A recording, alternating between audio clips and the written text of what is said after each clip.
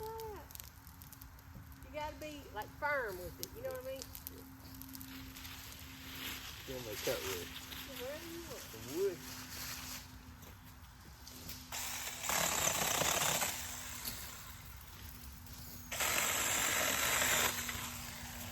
So let it rest up against this, you can it. It's good for cutting down this stuff like this. It's good, Right. bite sizes, you know? Right.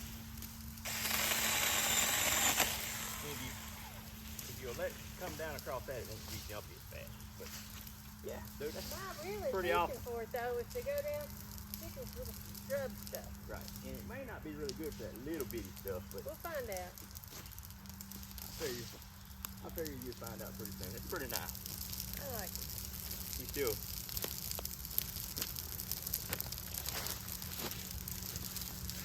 Well, friends, this was back in the summer, and we were still clearing out trees for the camp spot and the eventual home build. It was a lot of hot, hard work.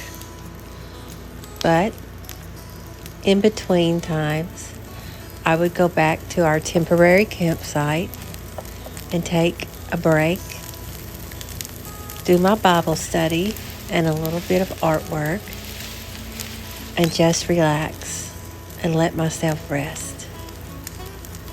It has been a busy summer, a good summer, and I can't wait to update you on the new homestead later in the year.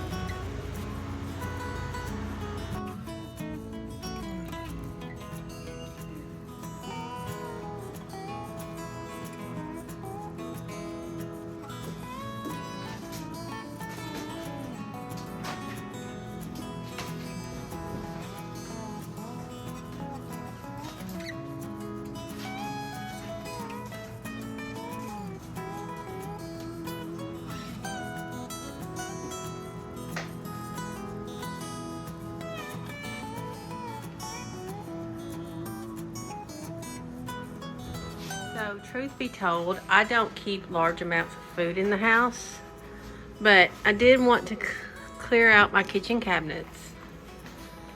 And this is what I've got left. I keep my vinegars in this corner, sauces here in the middle, condiments and barbecue sauces, wing sauces, cocktail sauces, and mustards. Lots of mustards. And then above, I've got popcorn supplies, some Hungry Degree Jack, tea, loose packets of like gravy mixes and things, and some pork chop seasoning. Then way up above are some of my husband's favorite, like Zatarans, jambalayas, that kind of thing. Stuff that he likes to cook when he's here on his own and I'm not here. And then adjacent, I have baking supplies on the bottom shelf, my teas. We have beans and rice and popcorn. And then above, I have assorted seasoning packets that I don't need everyday access to, and cornmeal. So that's what I keep in the kitchen cabinets, not loaded up with food, because we really don't eat much boxed or canned, like store-bought canned food. So that's what I have. These cost $1. These potatoes cost $1. And for us, that works out really well, just to get these instant hash browns. We really like those. But yeah, that's kind of the extent of our prepackaged food. I'm gonna organize the cupboard and you can see the rest of our prepackaged food as well. Okay, let's walk into my pantry. Now, above I have small appliances that I just don't like having out on the countertops at all times. So I stash them up here on the top shelf. We got crock pot, air fryer, ice cream maker, popcorn popper, rice cooker, etc. And then below it are more prepackaged foods. We do use seed oils here, for things like fish fries and salad making. I love Duro. I like to indulge in that. Tortilla chips, barbecue chips, my husband's favorite. Anyway, hot cereals. This is my favorite one. Mighty Tasty by Red Mill, the hot cereal. It is gluten-free. So I enjoy that. Eating a bowl of this once a week is wonderful. Grits, we love grits. Got some cookie mix. So that. Now, the canned foods we're running low on. And I did not plant a garden that was going to be great for canning this year. I knew I was going to be too busy to can, so I will probably really rely on the local produce stand to get most of our fresh foods and canned foods this year. But I still have some pickles, 2 jars of apple preserves left, peppers and pickles. I have buttermilk powder, beef tallow, which is what I use for frying in the house.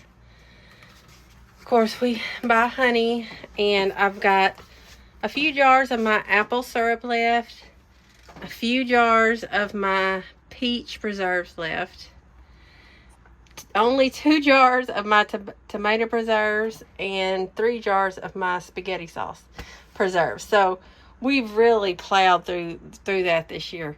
I've got tons of empty jars down below. Now we use powdered buttermilk and powdered milk as our dairy because we're just 2 people and we don't drink enough dairy to keep it from going bad in this house. But here's the extent of our prepackaged foods in this house.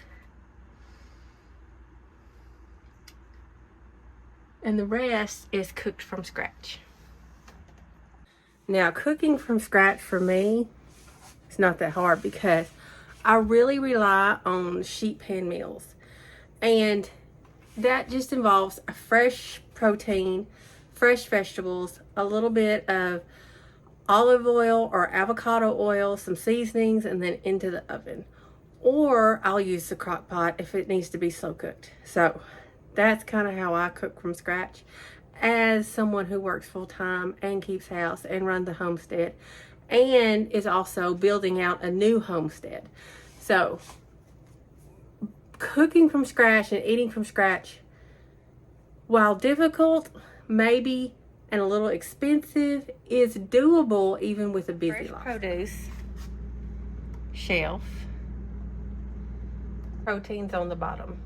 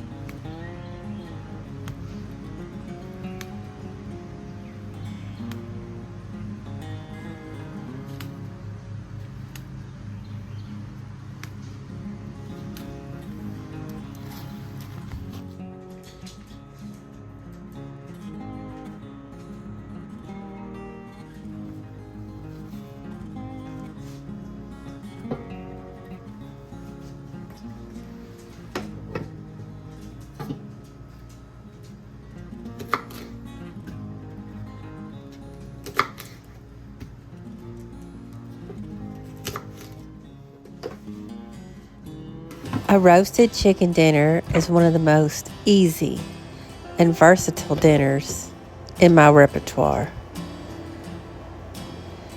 Nothing more than a chicken, some fresh vegetables, seasonings, and herbs. Into the oven at 350 for 1.5 to 2 hours until the chicken is cooked but still moist. It is so delicious and will feed us for a couple of days.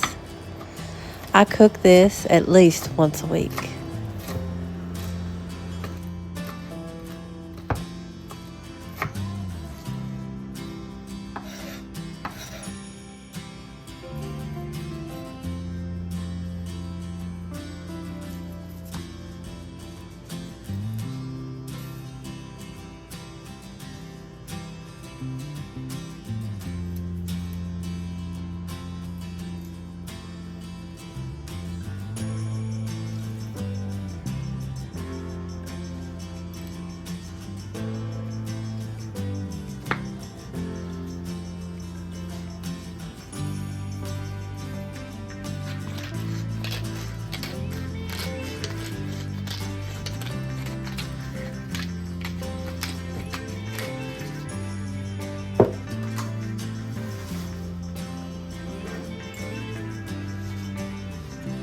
poultry seasoning.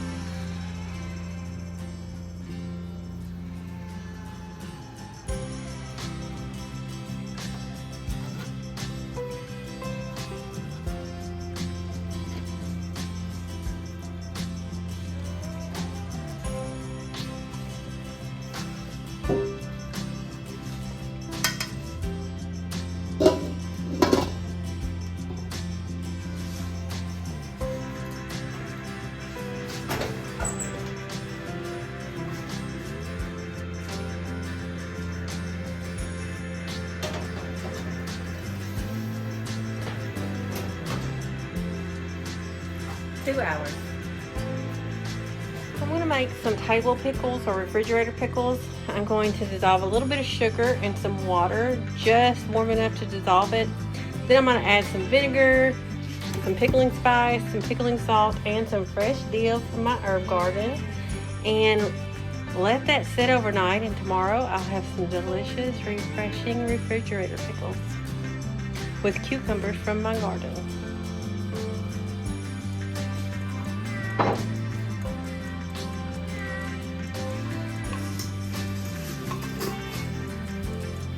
Sugar. I don't like them too sweet, so not too much sugar. Just a hint of sugar. Alright, into the pot I put sugar, and I'm going to do some salt, some pickling salt. And you could use regular salt, but the pickling salt will keep the liquid from going cloudy. This will be diluted with vinegar, and I can add more water too if the mix turns out a little strong.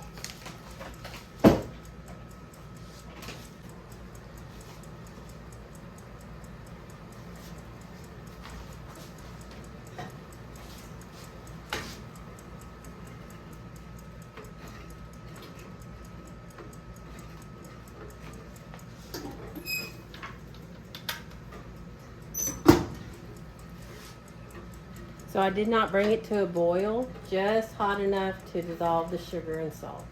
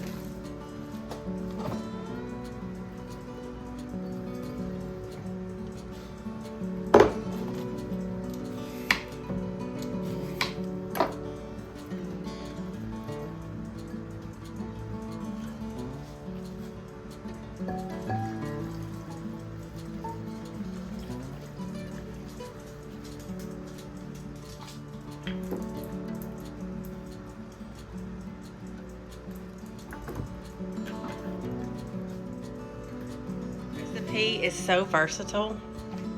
If you like a sweeter pickle, add more sugar. If you like a saltier, add more salt or less salt, vice versa. Add garlic. I've got fresh dill, but you can certainly use canned or, dried. But that is a refrigerator pickle. And you can reuse this juice 3 or 4 times over the next 2 weeks, because we used heated water and distilled vinegar. It will last a good long while. Okay, put those in my refrigerator and have a nice, cool, crisp pickle when I'm in the mood.